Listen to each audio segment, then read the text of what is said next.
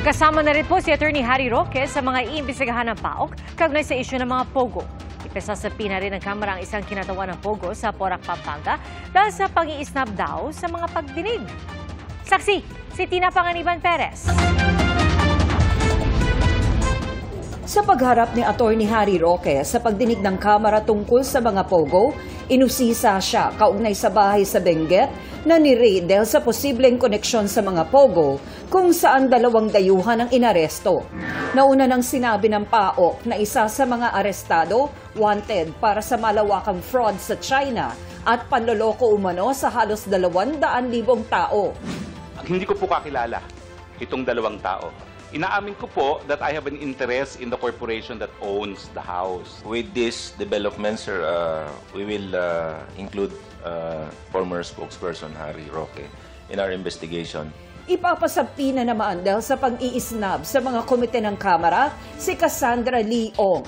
Si Ong ang sinasabing kinatawan ng Lucky South 99 Pogo sa Porac, Pampanga na sinamahan ni Roque sa PAGCOR para magtanong tungkol sa umano'y hindi nare-remit na bayad ng kumpanya nito.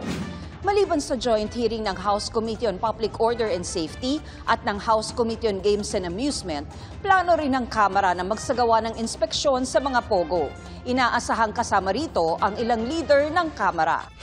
Humarap din sa pagdinig si Chief Presidential Legal Counsel Juan Ponce Enrile na sinabing sang-ayon siya sa pogo ban na dineklara ni Pangulong Bongbong Marcos. I will kick out Pogo in this country. Pogo is a money laundering operation. Kasama niya ang anak na Administrator and Chief Executive Order naman ng Cagayan Economic Zone Authority o CEZA na itinanggi namang may Pogo roon. I want to categorically state that there are no Pogos in the Cagayan Special Economic Zone and Freeport. May komento rin ang mag-ama kaugnay sa Executive Order No. 13 ni dating Pangulong Rodrigo Duterte para sa pag-regulate at pagbibigay ng lisensya sa gambling at online gaming facilities. It was ill-advised. They did not study it well.